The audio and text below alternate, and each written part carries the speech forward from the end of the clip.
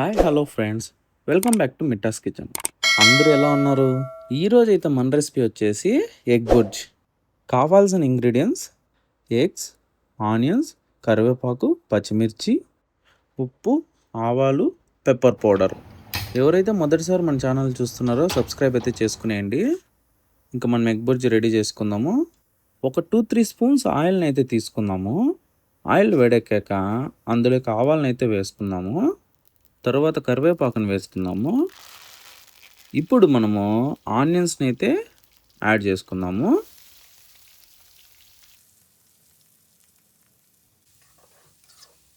ఇప్పుడు మనము సన్నగా తరుక్కున్న పచ్చిమిర్చిని అయితే వేసుకుందాము.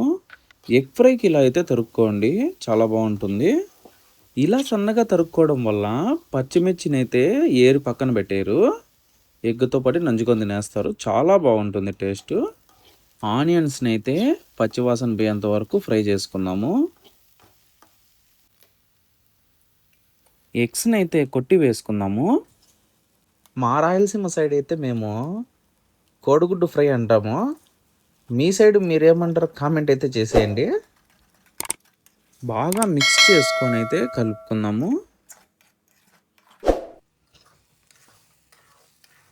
టేస్ట్కి తగ్గ సాల్ట్ని అయితే యాడ్ చేసుకుందాము. ఉప్పు మంచిగా మిక్స్ అయ్యేలాగా బాగా కలుపుకుందాము. ఇప్పుడైతే లైట్గా సైడ్ ఇంటి ఇంకో స్పూన్ ఆయిల్ని అయితే యాడ్ చేసుకుందాము. చూసారు కదా, ఎగ్ అయితే ఇలా పెద్ద పెద్ద పీసులు అయితే ఉండాలా, చిన్నగా అయితే చేసుకోవద్దండి. ఇలా పెద్దగా ఉండడం వల్ల తినేటప్పుడు చాలా బాగుంటుంది. ఇప్పుడైతే మనం పెప్పర్ పౌడర్ని అయితే యాడ్ చేసుకుందాము. పెప్పర్ యాడ్ చేయడం వల్ల తినేటప్పుడు కానీ తినేసాక కానీ పులుసు వాసన అయితే ఉండదు. ఒకసారి అయితే ఇలా ట్రై చేయండి. ఎంతో ఈజీగా చేసుకుని ఈ రెసిపీ కన్నా మీకు నచ్చినట్లయితే లైక్ చేసి కామెంట్ అయితే చేయండి.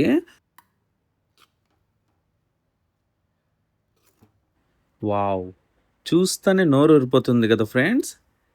మరిన్ని ఇలాంటి టేస్టీ రెసిపీస్ కోసం మన ఛానల్ని అయితే తప్పకుండా సబ్స్క్రైబ్ అయితే చేసుకోండి. పక్కనే ఉన్న బెల్ ఐకాన్ అయితే కొట్టండి.